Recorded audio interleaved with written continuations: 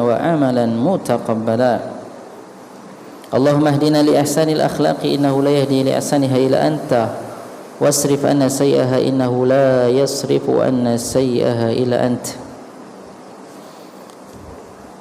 اللهم اجعلنا ممن إذا أعطي شكر وإذا ابتلي صبر وإذا أذنب استغفر اللهم إنا نعوذ بك من العجز والكسل ومن الجبن والبخل ومن غلبة الدين وقهر الرجال أيها الأحباء إخواني وأخواتي في الله تعالى. Mari kita sambung kembali tafakuh kita,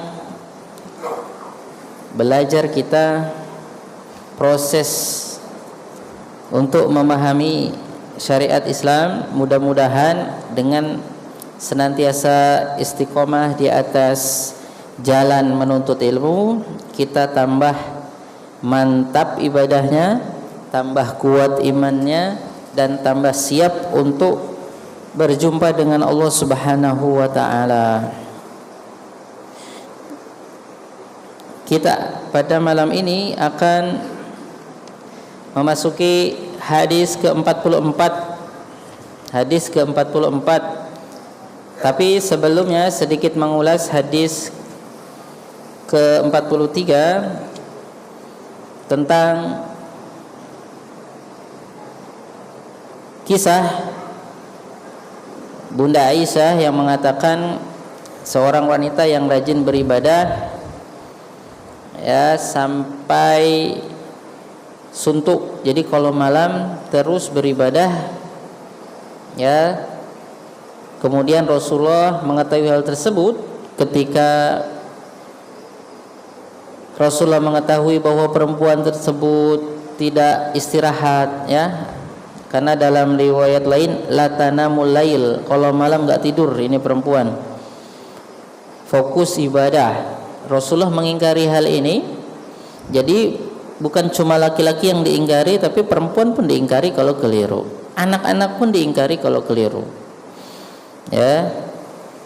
Jadi semangat kita beribadah tidak cukup ya apabila tidak mencocoki syariat Rasulullah sallallahu alaihi wasallam. Ya, salat malam itu bagus kata Nabi, salatul laili matna masna. Salat malam tu 2 rakaat, 2 rakaat, 2 rakaat, 2 rakaat.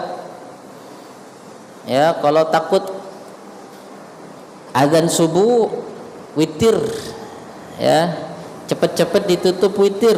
Tapi bukan berarti kita sholat 2 rakaat terus mulai ba'da isya sampai subuh enggak tidur, bukan begitu juga. Ya, karena Rasulullah juga memerintahkan agar memberikan hak badan, jadi istirahat. Jadi sekali lagi, karena penentuan diterimanya amal itu bukan kita beribadah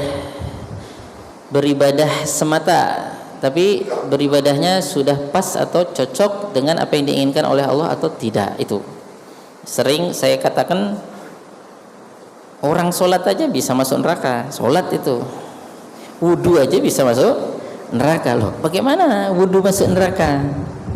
Ya, ketika waktu sholat asar sudah masuk, sahabat cepat-cepat berwudu ketika dalam perjalanan. Semangat, semangat berwudu, semangat. Tapi wudunya cepat-cepat.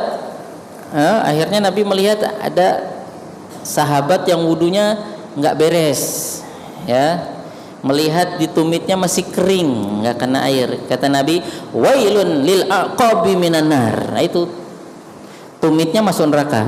Udah wudu masuk neraka gara-gara kurang dikit. Padahal semangat Pak, wudunya itu sahabat tuh nggak aras-arasan wudunya. Alah males wudu, ya harus ditarik-tarik wudu. Ya nggak, semangat mau sholat wudu. Tapi karena semangatnya itu tidak memenuhi apa yang diinginkan oleh syariat, akhirnya bukannya dapat pahala, justru terancam dengan neraka. Nah, itu kan ngeri. Ya. Oh kalau begitu nggak usah wudu aja. Wah lebih parah lagi, kering semua, mukanya kering, tangannya kering, ya, nggak pernah wudu. Wah itu parah lagi. Nah intinya kalau kita beribadah, kita upayakan ibadah tersebut betul-betul karena Allah Subhanahu Wa Taala dan betul-betul mencocoki petunjuk Rasulullah. Nah karena itu ujian ibadah tuh ujian ibadah itu kita mencocoki petunjuk Rasul atau enggak. Kan baru udah kita bahas kemarin ya, kenapa sih kiblat dipindah dari Baitul Maqdis ke Masjidil Haram, ya, dari Masjidil Aqsa ke Masjidil Haram, untuk nguji. Jadi manusia itu semuanya Allah uji dengan perintah dan larangan. Nah itu kan ibadah. Kalau kita taat sama Allah, Allah perintahkan, ya udah taati aja, itu ibadah. Tunduk. Ibadah itu kan abada ya'budu, menyembah, memperbudak diri, ya, memperhambakan diri di hadapan Allah, itu ibadah. Nah, jadi bukan cuma sholatnya aja. Nah ini kan perempuan nih, akhwat nih, perempuan nih rajin sholat, tapi keliru. Rasulullah ingatkan, ya, mah itu jangan lakukan gitu, jangan begitu, ya, alaikum bima tutikun, ya, semampunya saja, maksudnya jangan memaksakan diri. Karena udah dipastikan kalau tidak tidur semalaman, capek, ya, capek, dan nanti malahan jatuh sakit atau ada rasa bosan. Nah, ketika sudah rasa bosan menjangkiti, bisa libur malah sholatnya. Nah, itu akhirnya khawatirnya kita pas meninggal enggak lagi melakukan ibadah yang bisa menambah pahala, begitu, ya. Kalau kita stop dari yang sunnah masih oke, Pak, nggak apa-apa, nggak dosa. Tapi kan sayang aja, sayang aja. Coba kalau tetap sholat malam tapi tidur, sholat malam terus, tapi tetap tidur juga, itu kan. Nah, makanya kalau Muawiyah itu habis sholat isya langsung sholat witir. Ya setelah ba'diyah diliatin sama orang tuh, masa sahabat Nabi Muawiyah tuh raja juga ya. Ya Muawiyah kalau habis sholat isya langsung witir sebelum tidur, ya, 1 rakaat lagi. Tapi istiqomah, jangan sampai nggak pernah sholat witir. Jadi sholat malam ya sholat witir itu, ya, sholat malam ya sholat witir itu. Jadi kalau bapak niat nanti malam-malam bangun niatnya sholat witir 2 nanti, niat sholat witirnya 5 rakaat, niat sholat witirnya 11 rakaat, boleh. Atau niat sholat mutlaknya 2 sampai 8, baru witirnya 3, itu nggak apa-apa. Nah gitu. Nah, jadi tapi jangan sampai nggak sholat witir semalam, itu minimal 1. Makanya Muawiyah 1. Abu Bakar As-Siddiq malahan sebelum tidur witir dulu, nanti malam kalau bangun baru sholat tahajud. Ya, sebenarnya sholat mutlak itu 2. Kalau Rasulullah 8 kebanyakannya. Nah, kalau malamnya bangun ya udah, nggak usah sholat witir lagi, kan udah witir sebelum tidur. Seperti itu. Saking takut ketinggalan sholat witir. Nah, jadi istiqomah. Nah, istiqomah itu yang diinginkan oleh syariat. Jangan sampai kita tadi nggak tidur, akhirnya kita sakit atau kita malas, akhirnya nggak dapat pahala deh di bidang itu. Tadinya kita dapat pahala di bidang sholat malam, jadi karena kita jadi boring itu Pak, malas, akhirnya nggak dapat, sakit duluan. Ya, termasuk khataman Quran. Ya, kata Nabi jangan sampai kurang dari 3 hari ke atas dan mau khataman. Ya, kenapa? Karena 1, pemaknaannya kurang. Quran itu diturunkan bukan cuma di hafalan saja, bukan membentuk hafid saja, hafidh saja, bukan.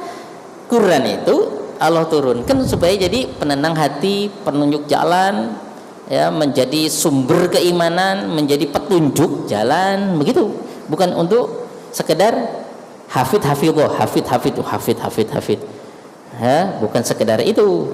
Tapi direnungkan nggak ayatnya, diamalkan nggak ayatnya. Nah, itu kan intinya seperti itu. Itu yang diamalkan oleh Kiai Haji Ahmad Dahlan. Ara'aital ladzi yukadzibu bidin, jadi rumah sakit, jadi sekolah, jadi kampus ya di NTT sana, isinya orang Kristen. Lebih banyak Kristen, tapi belajar keislaman, belajar ke Muhammadiyah. Itu kan dakwah. Ya, jadi ayat dilaksanakan. Nah, saya masih ingat juga dulu rahimahullah Kiai Fatah Al-Majidi itu dia menyampaikan itu terus tentang, jadi ayatnya udah diamalkan belum? Makanya dulu kalau setiap hari Jumat apel siaga bakti kemanusiaan, ya, jadi harus dibuktikan kita untuk manusia yang lain bermanfaat nggak? Masuk got, yang lain berangkat sekolah hari Jumat masuk got, ya, itu yang ditanamkan. Subhanallah. Jadi memang itu yang diinginkan. Jadi kalau bisa nanti guru pas ngajar di kelas ngajar tentang kitab apa, masalah sedekah, masalah apa, jadi ada penilaian di praktek itu, jadi termasuk dari SD. Makanya kalau negara maju tekanannya juga pada praktek. Nah, itu seperti itu. Anak-anak TK ya Jepang banyak kekurangannya, tapi ada kelebihannya. Contohnya itu, walaupun kalah main bola tetap bersihin sampah. Kalau kita kalau menang baru bersihin sampah, kalau kalah langsung minggat. Seperti itu. Jadi nilai-nilai kemanfaatan itu sangat ditekankan oleh Islam. Nah, kalau mau sukses ya itu nilai-nilai itu dilaksanakan. Kalau orang kafir sukses tapi di dunia saja, ya, dapat penghargaan saja, dapat like saja, dapat pujian, tapi di akhirat nggak dapat apa-apa. Kalau kita ingin dapat dua-duanya, dunia plus akhirat, seperti itu. Nah, jadi kalau yang laki-laki yang diingkari sudah kita jelaskan, ya. Ada laki-laki mengatakan kalau saya mau sholat aja nggak tidur. Kalau sama ini perempuan ini sholat aja nggak tidur. Rasulullah mengingatkan, takutnya nanti dia sakit, akhirnya kalau sekedar sakit mungkin masih mending, Pak. Malas itu loh, takutnya dia jadi nggak mau lagi. Aslinya kalau kita itu tiba-tiba sakit kemudian nggak bisa sholat berjamaah, itu udah ditulis sempurna. Kalau kita ada udzur tapi kebiasaan kita sholat jamaah terus nggak bisa sholat jamaah, kebiasaannya puasa Daud tiba-tiba sakit, nah itu dapat pahala. Nah, makanya orang safar itu sholat 2 rakaat itu seolah-olah sempurna karena memang ada udzur di situ. Nah, bahkan sebagian ulama mengatakan termasuk wanita-wanita yang head wanita-wanita yang head kalau memang semangat sholat sebelum head, wah itu kebaikan. Justru kalau sholat jadi dosa. Tapi kalau waktu nggak head nggak sholat udah dosa, ya, seperti itu. Nah, intinya kalau sekedar sakit masih mending. Cuma sakit kalau disebabkan kita berlebihan juga nggak boleh, ya, nggak boleh.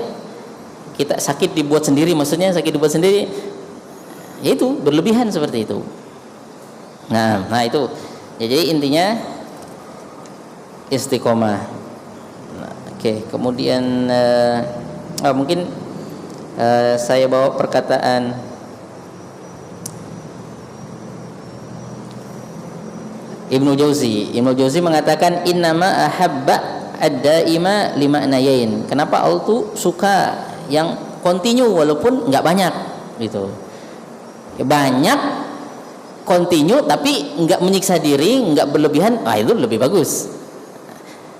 Sekarang masalahnya bukan kalau banyak jelek, bukan. Banyak tapi sesuai dengan koridor itu bagus. Yang sholat malam 2 rakaat dengan yang 4 bagus, yang 4 selama tidak mendolimi dirinya, dia tetap tidur, Pak, berusaha, itu beda, ya. Nah, seperti itu. Jadi sedikit tapi continue dan enggak melanggar aturan Rasulullah, bagus. Lebih banyak dan tidak keluar dari aturan Rasulullah, lebih bagus lagi. Yang masalah ini kita banyak-banyak akhirnya enggak continue karena bisa menimbulkan kemalasan. Ya, itu.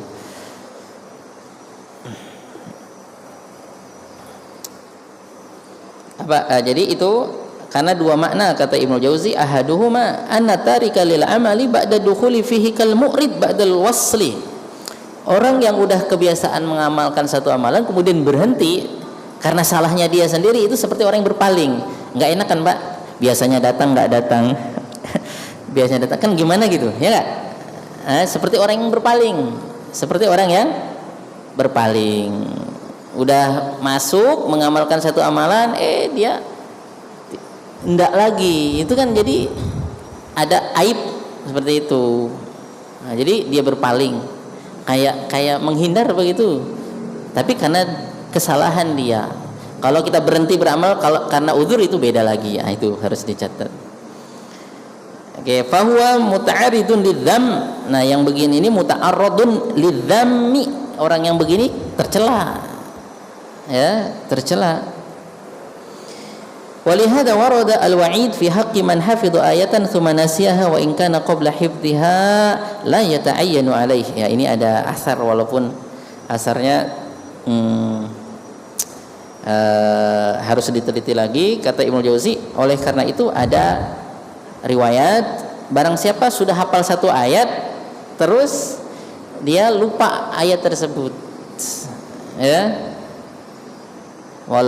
maka orang tersebut tercela. Kalau seandainya belum hafal malah nggak apa-apa, ketika udah hafal malah dia tinggalkan, maksudnya nggak dijaga gitu, nggak dijaga.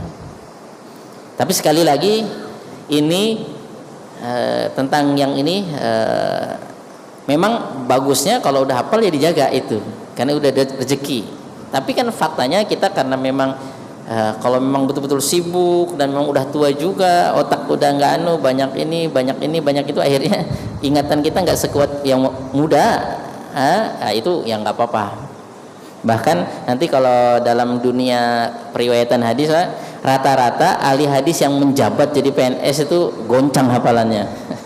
Kalau bahasa kita Pak, jadi PNS gitu. Bukan jadi PNS, ya pun jadi pejabat. Ya, makanya istilahnya sa'ahibduhu bada'an istaqdo. Hafalannya jadi kacau sehingga nggak bisa diambil lagi setelah jadi qadhi, jadi hakim. Kan urusannya banyak Pak jadi hakim Pak. Ngurusin kasus ini, wah. Jadi nggak terlalu kuat jadinya.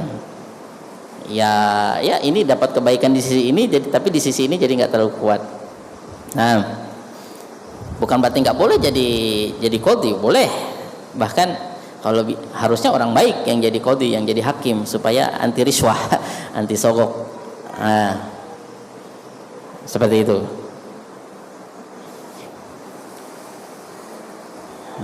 Saya lupa itu ya. Ada tokoh Muhammadiyah zaman dulu dia nggak mau dikasih jabatan. Kalau saya dikasih jabatan katanya nanti mulut saya seperti penuh makanan, nggak bisa ngomong katanya. Kalau penuh makanan kan ngomong nggak jelas, saya nggak bisa tegas katanya. Bagus juga. nggak apa-apa, beda-beda orang Pak. Biasanya kalau dikasih jabatan langsung diem sih, nggak nasihatin lagi, nggak apa. Yang penting nasihatnya betul Pak, nggak maki-maki Pak. Oke, ala kulli hal. Kemudian yang kedua, anna mudawamal khair mulazimun lil khidmah. Jadi kalau kita terus-terusan melakukan hal tersebut, itu menunjukkan kita itu betul-betul serius gitu loh. Kayak sekarang gini aja, kalau pembantu hadir terus, sudah siap pagi-pagi, udah siap mobil, udah siap terus ya tiap, kecuali jam libur ya kan bagus. Coba kalau males-malesan itu dia SOP-nya harus begini dia nggak melaksanakan, ya males-malesan. Nah itu kan kayak nggak berkhidmah jadinya, padahal tugas dia berkhidmah. Nah itu pentingnya istiqomah. Sekali lagi, kesimpulan hadis itu yang baik untuk keimanan kita adalah istiqomah. Ya, disebut istiqomah itu kalau kita melaksanakan satu amalan ya terus menerus, ya entah itu kalau yang wajib harus Pak, yang wajib, yang sunnah itu juga terus menerus tanpa terputus. Kalau terputusnya karena sebab kita menyalahi anjuran Rasulullah, ya kita keliru, dicela. Tapi kalau terputusnya karena kita meninggal atau karena kita sakit, ya itu tetap dapat pahala. Seperti itu. Ketika Nabi jihad, kata Nabi, ini ada loh orang-orang yang di Madinah sebetulnya nyertain kita juga. Kita tidak menyeberangi lembah, ya kita tidak melangkah ke satu langkah, itu mereka juga menyertai, mereka dapat pahalanya juga sempurna. Loh kok bisa? Iya, mereka punya niat kuat tapi nggak bisa, mereka punya udzur kata Nabi. Nah, gitu. Jadi Nabi juga ngingetin sahabat. Nah, jadi mungkin di antara kita ada yang mau pengajian, nah, cuma sibuk, sip malam terus, jadi sapam atau apa, nah, ya nggak apa-apa. Nah itu. Tapi kalau malas-malasan terus, ya nggak hujan terus, nggak pernah sholat berjamaah, gimana? Hujan kan kadang-kadang hujan deras, kadang-kadang nggak. Kalau nggak ya ke masjid. Mungkin udzur hujan, nggak sakit, sayang. Nah itu hadis ke-43. Kita lanjut hadis ke-44. Qala al-Imam Abu Abdillah Muhammad ibn Ismail al-Bukhari, babu ziyadatul imani wa nuqsanihi, bab tentang bertambahnya keimanan dan berkurang. Wa qaulillahi ta'ala, dan tentang firman Allah Subhanahu wa taala, wa zidnahum huda, dan kami tambahkan kepada mereka orang beriman huda, petunjuk. Nah, petunjuk di sini ya syariat, ya. Kemudian kecintaan kepada syariat, ya. Makanya kita selalu memohon hidayah, huda hidayah, ya, supaya terus ada. Nah, supaya tambah mantap, ya, yang udah jelas penglihatannya nggak rabun lagi. Nah, seperti itu. Nah, kita nanti sholat isya, ihdinas siratal mustaqim lagi, hidayah lagi, karena supaya kita bisa terus di atas Islam. Nah, karena dimungkinkan kita kalau tidak memohon itu, takutnya kita berbalik arah. Banyak kan, ya, orang tadinya rajin jadi nggak rajin. Nah itu, makanya kita jangan bersandar kepada diri kita, tapi kita memohon kepada Allah Subhanahu wa taala. Nah, jadi hudan itu petunjuk. Nah, petunjuk itu ya syariat, ya, kecintaan kepada syariat. Ya, di sini kata hudan berarti keimanan. Nah, supaya imannya nambah gitu. Ya, orang yang tadinya banyak pikiran, baca Quran itu kan langsung beda. Nah, ya, baca. Orang yang tadinya nggak ada imannya, baca Quran langsung ada imannya. Ada orang-orang profesor di barat, dia sudah mencari belajar semua agama, tinggal satu agama belum dia pelajari. Akhirnya dia ambil Quran karena pernah dikasih Quran sama temannya waktu kuliah, orang Pakistan dulu. Nah, dia buka, pas baca, padahal baca terjemahan aja karena nggak bisa bahasa Arab. Ada keimanan, langsung dicari dan mau masuk Islam ketika baca ayat itu terjemahannya. Nah itu kan, coba kalau nggak baca Quran, bacanya yang berita-berita saja atau apa gitu, ya bertambah sih pengetahuannya itu. Nah, tapi ketika baca Quran, ketika mentadaburi Quran bertambah imannya. Makanya ya memang sih harus dengerin Al-Quran kita, bahkan mentadaburi itu nomor satu, supaya iman kita itu nambah, yaitu minimal iman kita tidak lemah sekali, seperti itu. Kan ada orang dengar Quran nangis, Pak. Ya nangis. Kenapa? Karena memang Quran dengan hati manusia itu ada kecocokan, kecuali yang udah tertutupi oleh kabut kesombongan.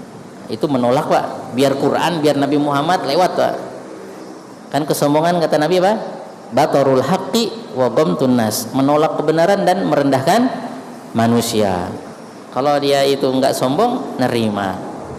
Nah, makanya Nabi itu, sekali lagi sering saya sampaikan, dakwah itu sampaikan aja ayat, perdengarkan dia Quran, insya Allah kalau kasih hidayah cocok masuk Islam. Sekali lagi, Pak, ya, makanya Nabi Muhammad mendakwahi Heraklius dengan satu ayat saja, Qul ya ahlal kitab.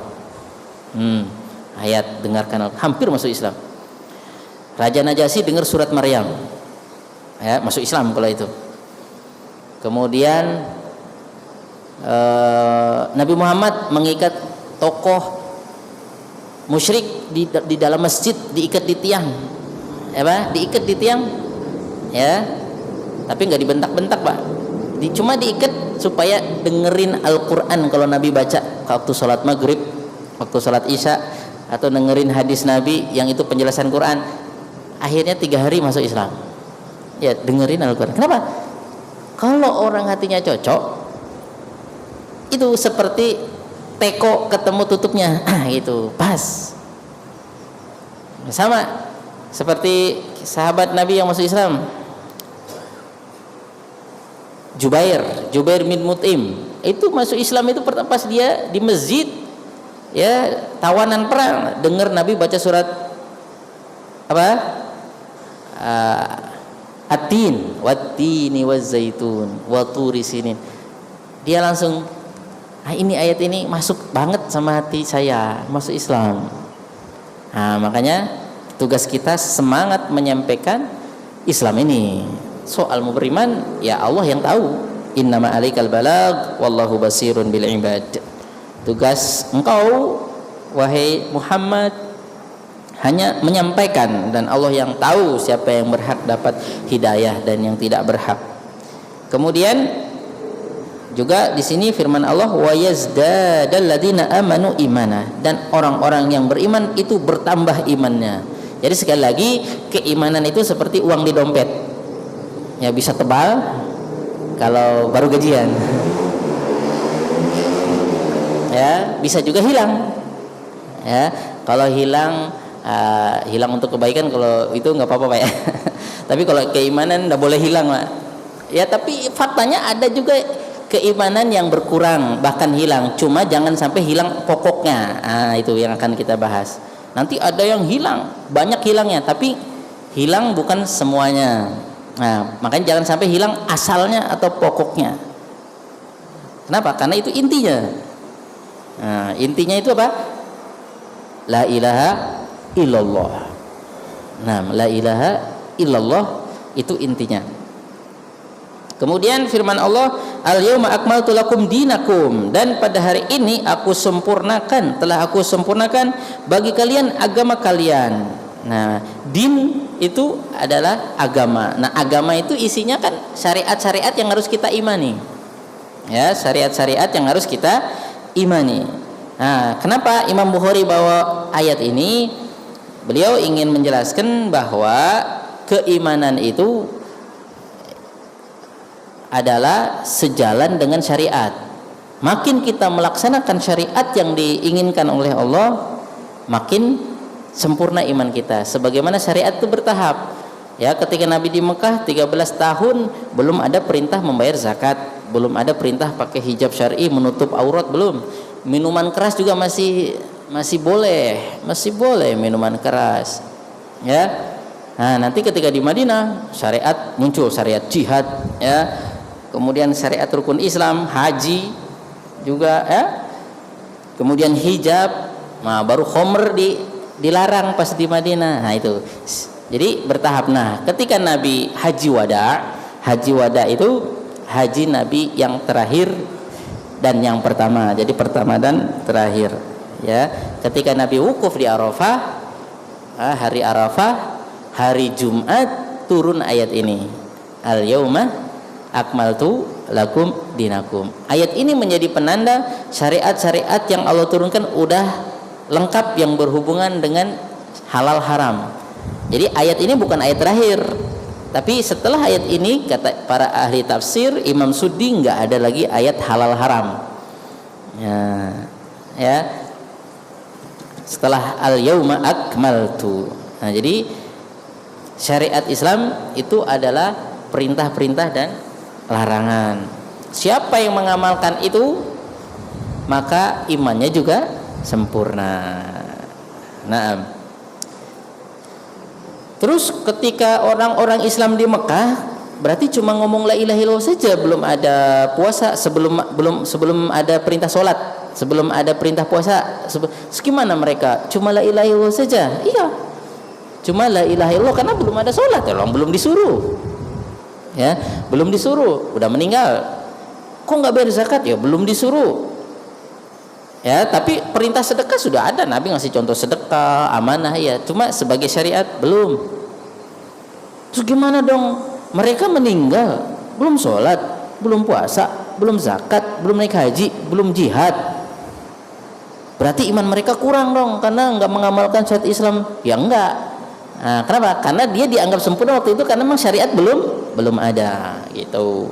Syariat Nabi Muhammad lebih sempurna daripada syariat Nabi Ibrahim.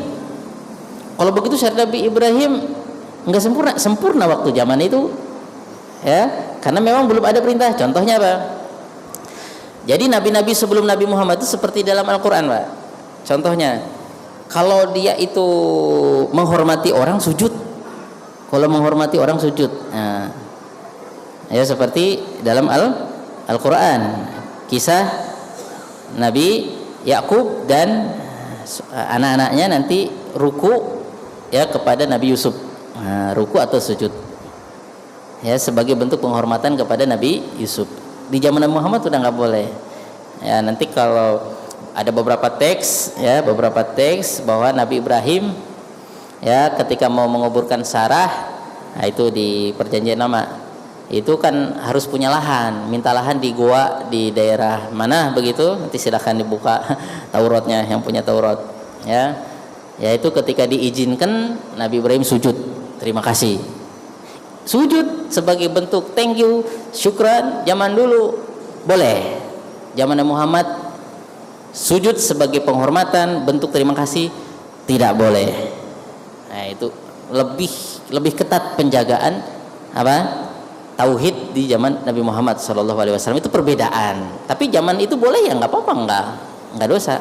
Makanya Nabi Adam ketika Allah ciptakan, nah udah jadi seneng ya, Allah ajari ilmu ya kan, Nabi Adam dari tanah. Siapa yang suruh sujud? Siapa? Iblis yang udah lama itu, udah ibadahnya udah lama ya kan. Malaikat ibadahnya juga udah lama ya. Tiba-tiba suruh sujud sama pendatang baru, transmigrasi ya. Ya pendatang baru Adam alaihissalam. Ini iblis malaikat suruh sujud. Tapi sujud apa Pak? Menyembah, menghambakan diri, menghinakan diri, ya, atau sujud penghormatan? Sujud penghormatan. Sekali lagi, sujud penghormatan sebelum Nabi Muhammad sampai Nabi Adam masih boleh.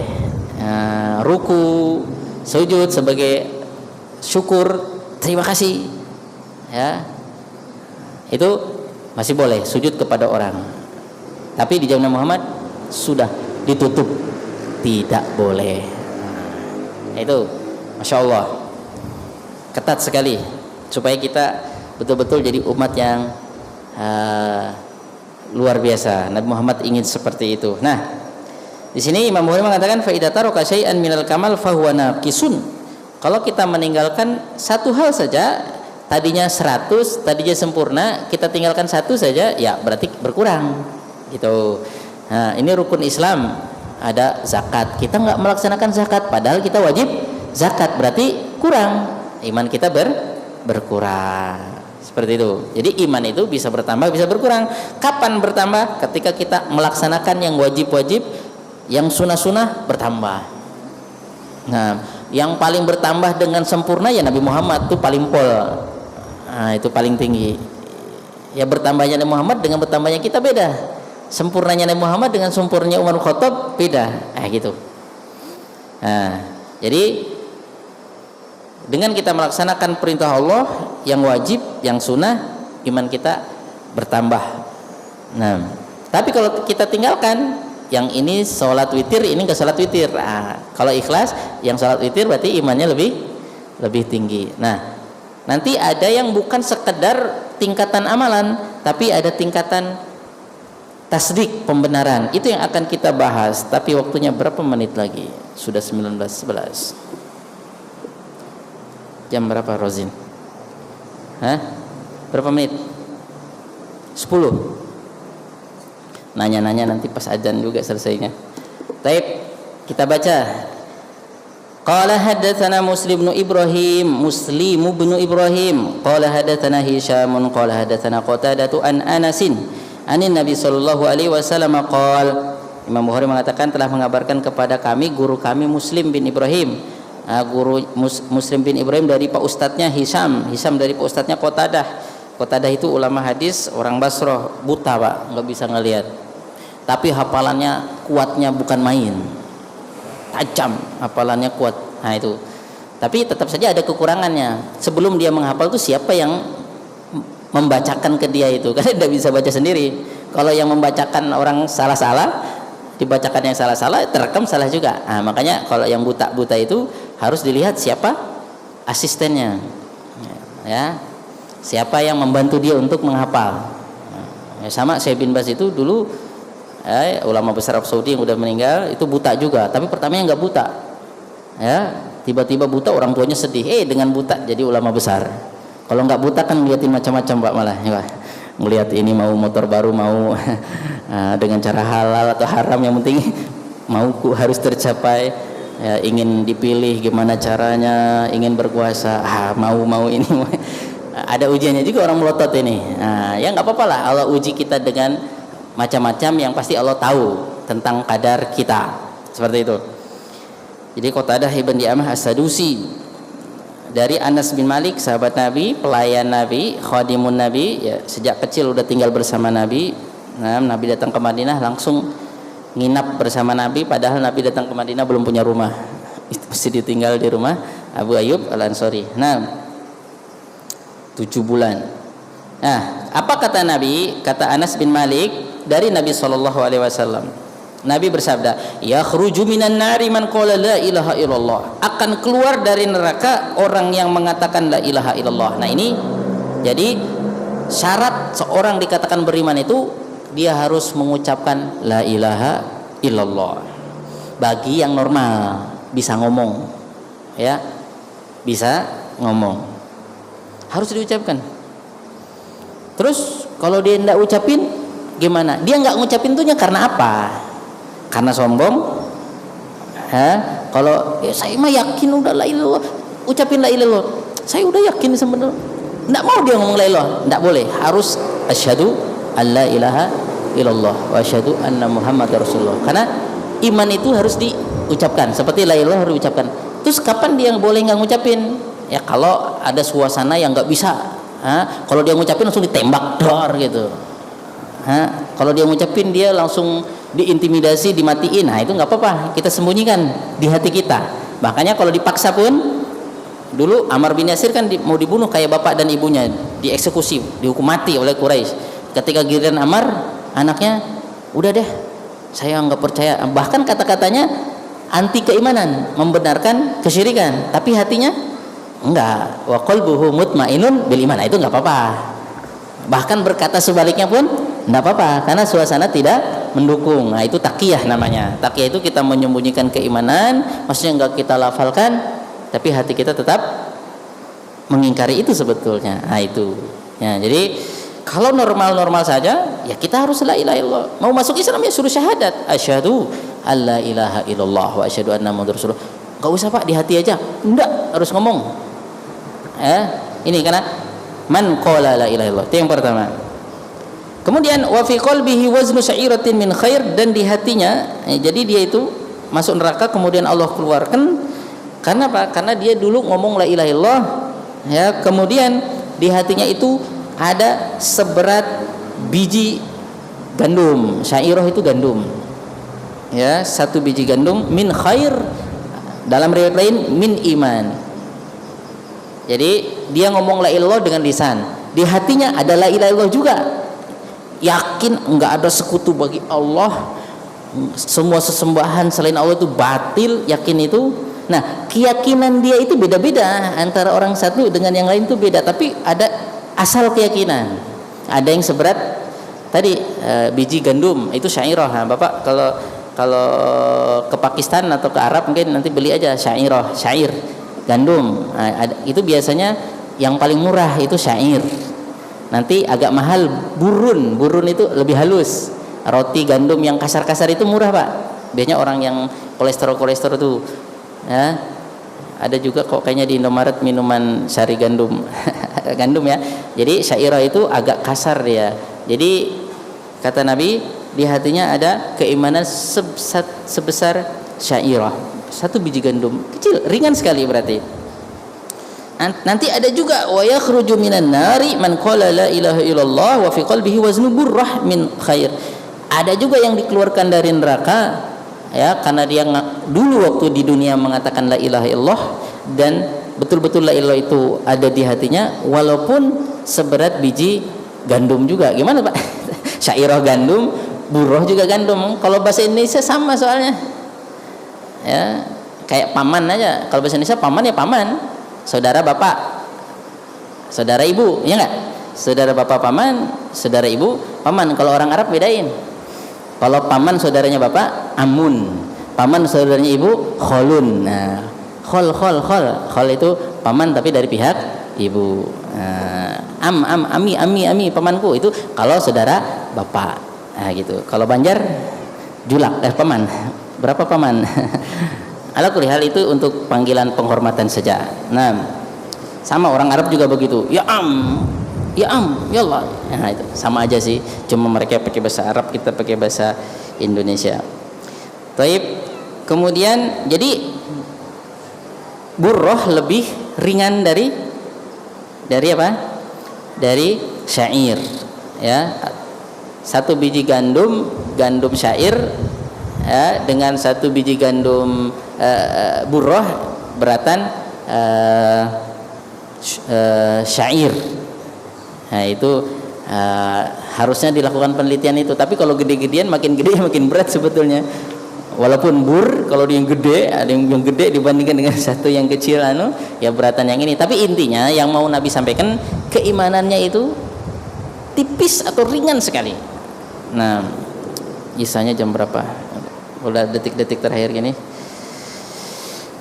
Kemudian terakhir wa fi qalbihi waznu burratin min khair wa yakhruju minan nar man qala la ilaha illallah wa fi qalbihi waznu dzarratin min khair. Dan Allah akan keluarkan ya orang yang mengatakan la ilaha illallah waktu hidup di dunia, sementara di hatinya itu ada keimanan sebesar darroh. Nah, darroh itu lebih kecil lagi. Nah, bahkan sebagian ulama mengartikan darroh itu adalah kalau ada cahaya di jendela atau di pintu pagi-pagi atau siang terserah Pak ya, ada cahaya kita buka jendela itu ada yang terbang-terbang kayak sebiji gitu ya. Pokoknya kecil itu. Kalau ada cahaya kelihatan, kalau ditutup jendelanya kayak bersih-bersih aja. Kita hirup-hirup biasa. Kalau ada itu kayak itu satu yang kecil itu akan keluar dari neraka. Nah, kata para ulama, kata Ibnu Battal, at-tafawutu fi tasdiqi ala qadri al-ilmi wal jahli. Ya, jadi tingkatan pembenaran seorang dalam hati tentang la ilaha illallah tersebut tergantung ilmu dan tidak berilmunya itu, ya. Faman qalla ilmuhu kana tasdiquhu mathalan biqadri dzarrah. Kalau ilmunya lebih dikit, ya pembenaran dia tentang la ilaha illallah itu seberat dzarrah tadi yang kecil itu.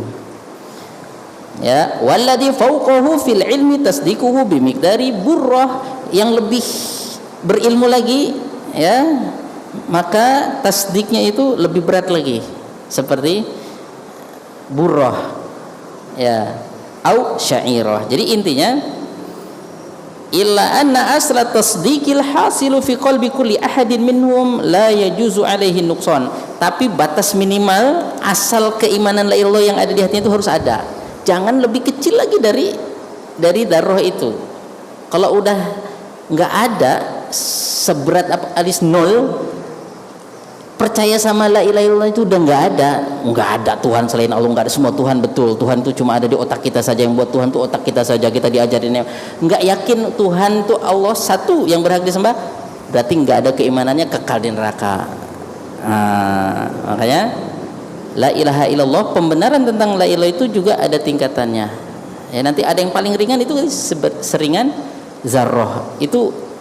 Rasulullah intinya ada keimanan tidak ada Tuhan yang berhak disembah kecuali Allah. Semua itu batil, walaupun tipis, ringan sekali, tapi tetap bermanfaat, dia akan masuk surga alias dia tidak kekal di neraka. Tapi kalau yang blank nggak ada, la ilaha itu nggak ada Pak, la ilaha illallah nggak ada, ya. Semua agama sama, Allah bukan Tuhan, Tuhan itu banyak, udah masuk neraka, nggak akan keluar, kekal di neraka. Nah, makanya kita jangan sampai nggak punya la ilaha illallah. Itu inti.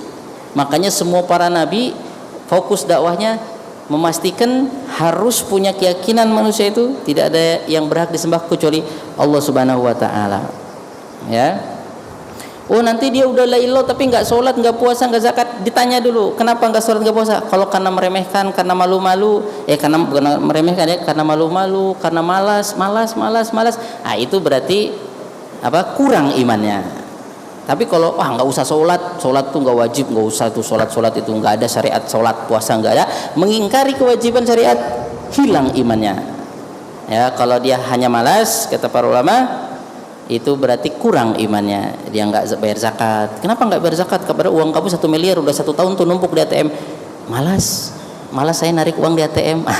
Malas dia nggak bayar zakat, padahal sudah sampai haul, dia kurang imannya, bukan kafir. Tapi kalau dia mengingkari wajibnya zakat, nggak usah zakatan nggak wajib, saya sudah bayar pajak, zakat itu nggak perlu, syariat Islam nggak nyuruh gitu kok, syariat Islam itu salah, apalagi mengkritik itu, nggak ada imannya.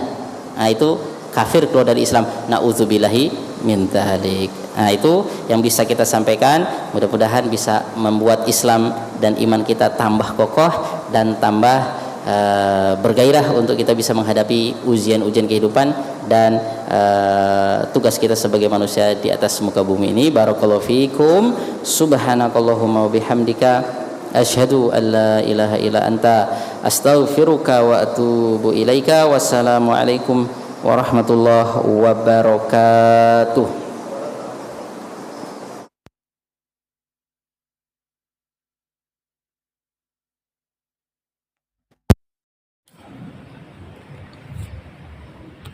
Antum punya videonya